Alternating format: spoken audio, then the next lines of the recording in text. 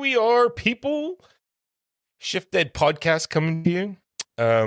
We've been having some great conversations about leadership over the last little while, and I reached across our beautiful country over to BC to pull in Chris Kennedy, who's the superintendent over in West Vancouver schools. He's been dabbling in leadership for a while, and he's here to make us all a little bit smarter with his experiences that have brought him to where he is today. Chris, thank you very much for joining me. Hey, Chris, it's great to be with you. I'm looking forward to the conversation.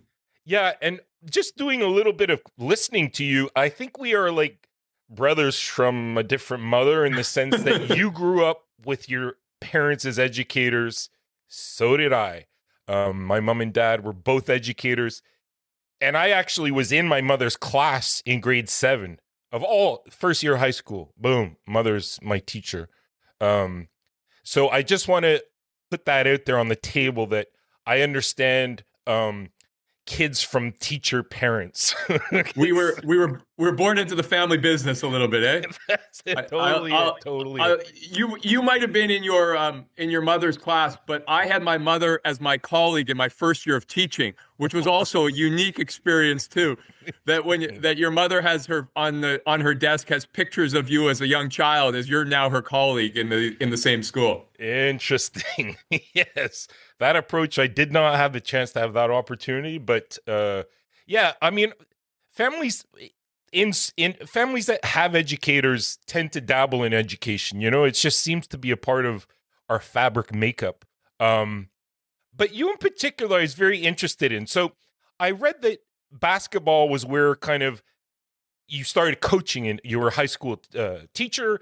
But basketball was I wanted to ask you this question about it. When you were coaching basketball, how did that lead you into leadership positions in schools? Yeah, so I think I born into the business maybe of it teaching, but in university, as sort of I played sports less, I got into coaching sports more. I really I love that connection piece, and I find that that as traditionally and even still today, many of our top leaders in the system often either have a background in coaching or involved in extracurriculars in some way, and so I found that connection, and I think it helped me think more broadly about students as more than just about what they do in the classroom. And so that experiences I had about connecting with young people outside the classroom made me see them more completely and think of how do we have these kind of experiences for more kids? Right. Interesting.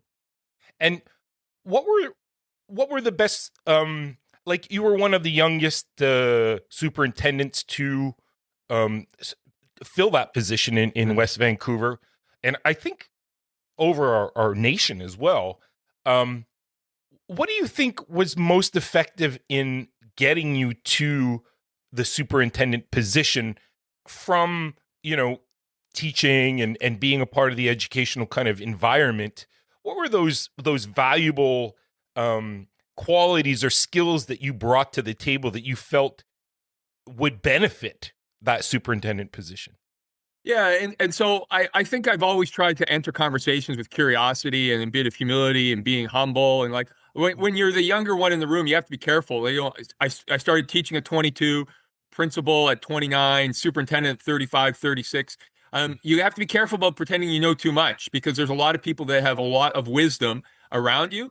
But maybe I can, be an empathetic listener and help people make connections and be somebody that you can trust. The same things that are valuable in a classroom are valuable in the superintendency. Like, I have to make people feel warm and welcome and trustworthy and trusting of you to actually be able to go and make a difference. And so those same skills at 22 in the classroom are the same ones, many of them I think I'm still trying to apply today. Right. Right. And were those first couple of years into being a superintendent, were those tricky years? Like how do you approach such a transition where you're kind of taking care of, 20 some odd students to, thousands of teachers that would be under your purview? How do you make that transition? First is that perspective, right? So in classrooms, you have your class, And then as a principal, you kind of have the purview of all of the classes in your school, and then the district to think about all the schools in your district. That balance about trying not to micromanage, but kind of see it at the right level. I think I tried to lean into some of the things that were some of were my differentiator, some of the technology pieces, coming into administration in the early 2000s as we enter Web 2.0, that era, that I brought a different skill set than most previous superintendents might have brought to the conversation. And so I trying to lean into that as well. And then just being, try to be intensely curious and try to model that, whether that was through blogging or other social tools, and try to be as authentic as I can. If folks began to know me as a person, I think they were more likely to trust me as a leader. Right, right. And I mean, I guess it always does come back to relationship building. Like that is really the foundation of our business that we're in. Yeah, right. We're in the relationship business, and no Yeah, matter what your role is in the system, if people don't feel safe and they don't trust you, we're not getting anywhere. Whether that's working one on one with a kindergarten student or trying to run a school district, so same thing. right. Interesting. And you mentioned blogging. Like you have this blog called The Culture of Yes, um, where you post all kinds of thoughts and ideas. And what was kind of the mindset behind that original, the mindset, the catalyst of starting up such a blog? Yeah, and so in my slightly younger ages, I was a newspaper. I wrote a newspaper column, and so Hmm. I'm old school journalism, and did kind of early as a teacher. I had a contract with the local newspaper, wrote 550 words a week, and so I kind of really got into enjoying that. It was a way for people to get to know me a little bit differently. It also forced me to continue to learn, like that to continue to explore topics. And then it's a bit of thinking out loud. Like I never get like when people push back on an idea, that's what I want. Like Hmm. because we actually are struggle sometimes, I think, to find places to have conversations in education. And so if I could be a host for having interesting conversations about where we're trying to go as a system, like that was exciting to me. And so and now it's 16 years into this blog, kind of been defining a little bit of the superintendency for me is almost 500 posts on you're right, a whole range of topics. And I love now to go back and see where my thinking is the same and where it's different. Like, you kind of, I think we all grow and evolve and the world changes around us. And so we think differently now too. And so that's been helpful for me just as an ongoing learner. Yeah, totally. And do you find that you always have to keep adapting to your position as superintendent? Like we see kids changing, we see teachers change, like the world around us is changing. Does your position have to evolve with that too? And maybe offer an example, Chris, of where you've had to adapt your job and your position to match what's happening around you in the environment. Yeah, and I think you could first start with the technology. I remember, just coming into the job, we were still a very, you put the voicemail out to the staff about the school closures and things like that. Right. I think one of the keys of a good superintendent is they help see around the corner where's next. And so I'm always intently curious about whether that's with the technologies or pieces like that. So that, definitely on the technology. And the other thing I think in recent years is just I've really come to embrace the well-being movement. That I think earlier in the superintendency I dismissed it sometimes. Like, we're about the students here. The adults need to figure it out. But we're actually about everybody in the system. And I think I'm far better now at making sure, in order to look after the students, you have to look after the adults too, and to actually see that as part of the scope of the work. And so I think that's where some of my thinking has definitely evolved. And then I guess the last part I would say is I've just become, and when you're in it for a while, you become more comfortable about maybe risk taking and being curious and not being wrong. And it's far easier for me to share ideas on my blog now because I have 400 plus posts of credibility behind it and 15 years of experience. I look back and go, like I was far more nervous to share ideas 15 years ago than I am now because I didn't have a track record of credibility, and that's a good reminder as you think about other people in the system and the anxiousness they probably bring when they have to be public. Totally, totally. I'm really curious too, Chris, about the well-being part because I know that this is something that across Canada, provincially, all school systems, all of our ministries are thinking about and addressing. And there is concern about our teachers' well-being. We're seeing the turnover rate of teachers coming in and leaving pretty quickly. They say it's around 5 years for Quebec anyway. Mm-hmm. Are you experiencing similar things with teachers in BC where the mental well-being of a teacher really needs to be addressed, and maybe some of the things that you're implementing to help deal with those kinds of things where teachers are getting burnt out or it's just too much, overwhelmed?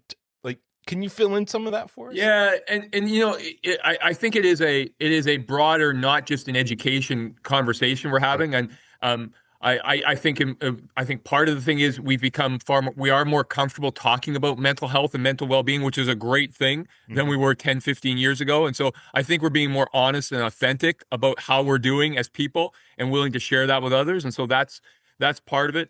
And I think the challenge is, like, it's not like if we could just do this one thing, it Right. hits everybody, because everybody's thing is a little different, and so we try to find ways to make people feel connected, whether those are professional, whether those are like run clubs or get-togethers or social gatherings, that you kind of try to make work feel sticky and people feel connected. There is a bit of a sense that we probably a generation ago, schools staff felt more collegiality than they sometimes might now. And so how do you take the modern worker and modern teacher, and what is it they're looking for to feel connected? And what a 25-year-old is looking for is different than a 50-year-old Right. sometimes. And Right. like and so, like, I think that's one of the challenges, is there's not like a we'll all go to the workshop, Mm-hmm. right? Like, this isn't one of those we'll go to a workshop and that will solve this. It's like each individual and trying to help them feel connected, and it's just like a time investment to try to do that too. Right. Right.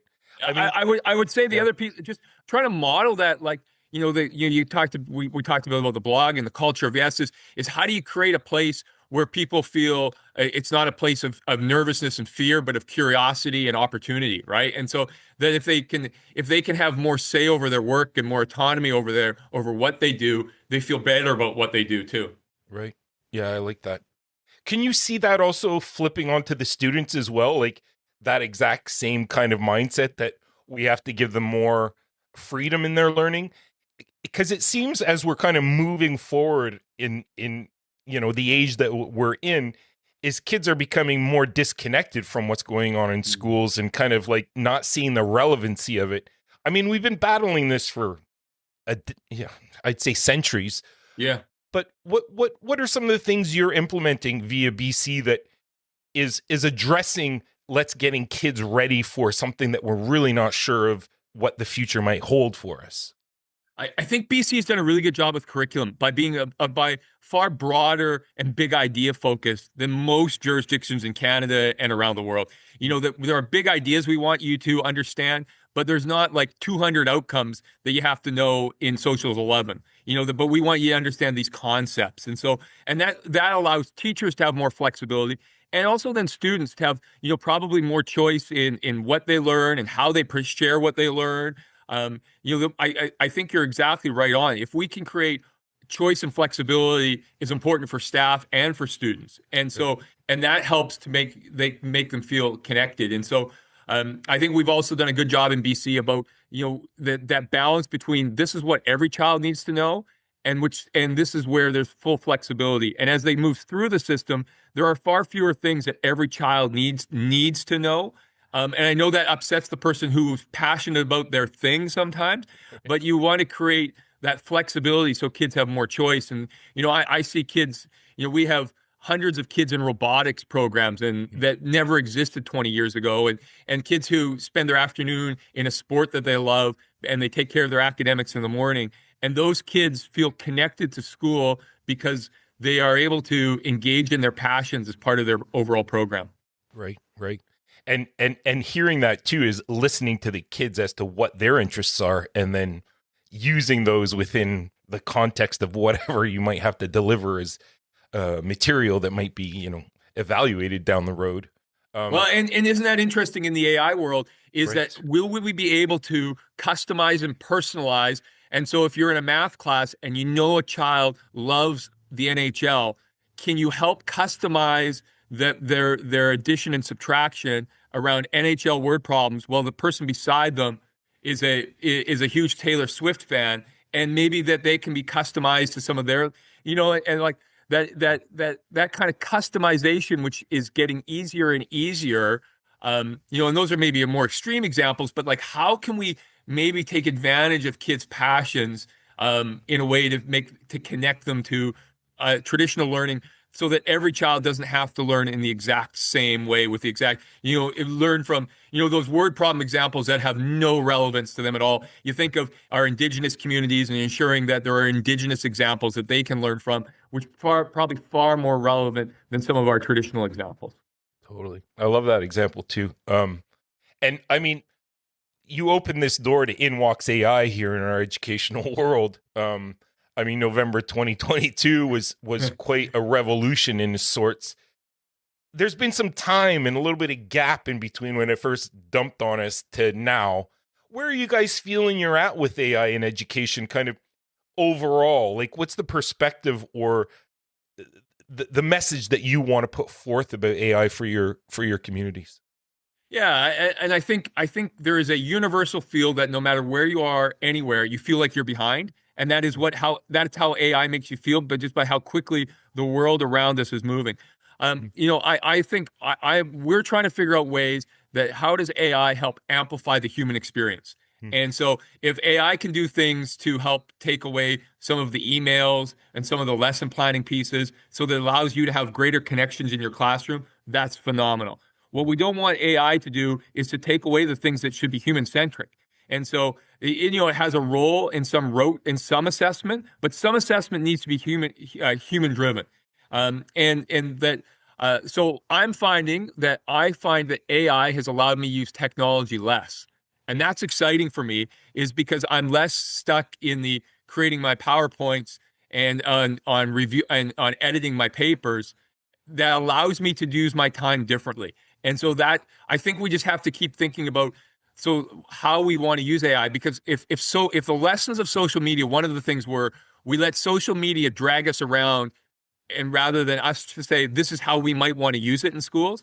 And so how do we make sure that we are the ones in the control of saying this is how AI amplifies what already happens in our classrooms, or makes us more human, not less human? Yeah, totally. I love that too, that intrinsically it can be used as a tool, but the creativity definitely comes from the user itself. We have no choice but to. And what do you do with the people that are a little slower to come along to it, that are a little more hesitant, or kind of think that it's more negative than positive that it brings to the table? How do you get momentum moving forward, even with naysayers? Yeah, and like I think you have to, like, there's no problem. Like, I'm not uncomfortable to surface concerns. Like, I think we should frame every conversation around risks and possibilities. Like, I get the environmental challenges connected to AI. I'm concerned about privacy and security. I'm concerned about big tech companies who have too much control over the agenda in education. Like, those all, like, none of that's not important. Is not, we shouldn't be dismissive of that. So we should acknowledge that, and then think, well, what are ways though that this can enhance students' experiences? Like, I like, the answer isn't AI or no AI, Mm-hmm. because that's a, the answer is how AI fits into what we believe is the right thing for education in school. And it's okay to be where you are. With AI, it's just not okay to stay there. I kind of think, that, and so encourage people who have not yet dabbled in it to figure out how they might find value in their personal life first. Then maybe what's different than some technologies is there are efficiencies that you can find in both your personal and professional life that were harder to find with other technologies, Hmm. I think. And so I think you help people find efficiencies, and then you get them thinking about how this might work with students, and how, we've tried to talk about, we use some of the work out of Australia about, green, yellow, orange, red assignments, and that kind of thinking about assessment. And I think it's super important that we talk with our young people. We have AI literacy lessons for every grade, common experiences. And I think talking to young people about it too. This is the world that we're part of. We want to be relevant in the world. So we need to think of and talk about where AI fits into that world, because it's going to be more part of our world in a year than it is today. Absolutely.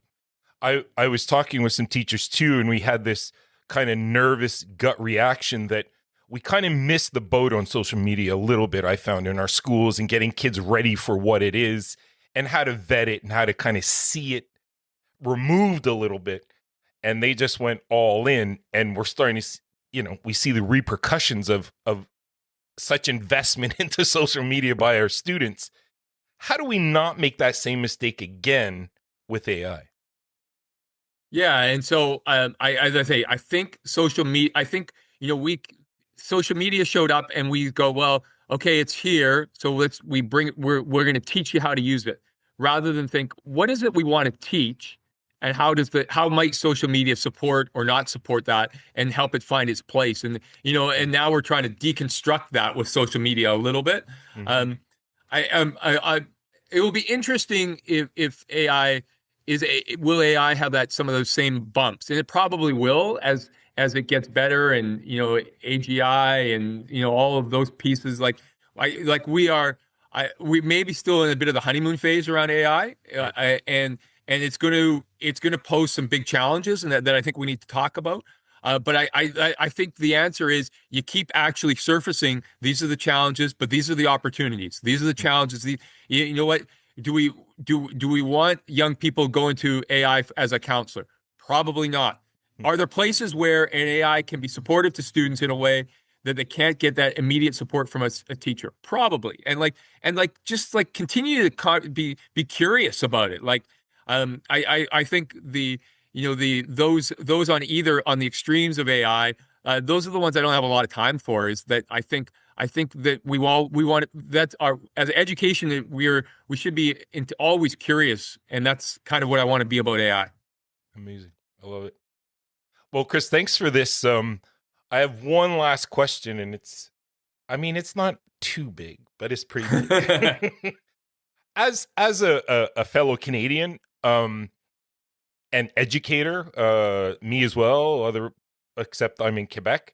How do Yeah, you see education Canada-wise? yeah. I know that it's provincial, but we all deal with certain things like AI, for example, is an issue that we're all going to deal with in Manitoba and Quebec, New Brunswick, where all across the country.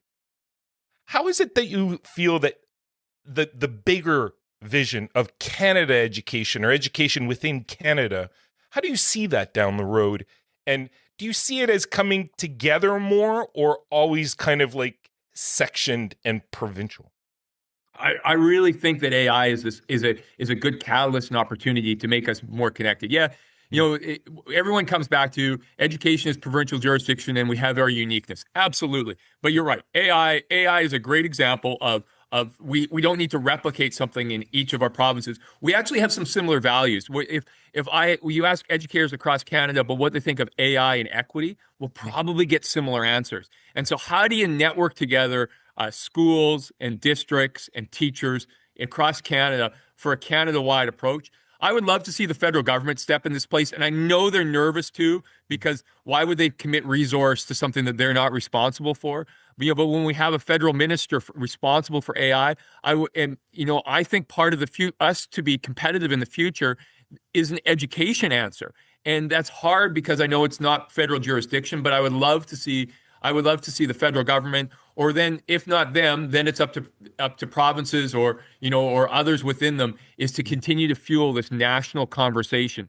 I think if anything in the last 12 months, we have wanted to come together as a nation more than ever, because of all the politics happening around us, and AI and education seems like a great opportunity for us to build these kind of networks that help us be globally competitive, but also reinforce the common values that we have across the country. I love that. I love that. Well, we're going to leave it on that note because I think it's a beautiful one to leave it on, Chris. I really want to thank you for your time and some of your insight into education across this beautiful country of ours and in BC as well. It's been a real pleasure. Thanks, Chris.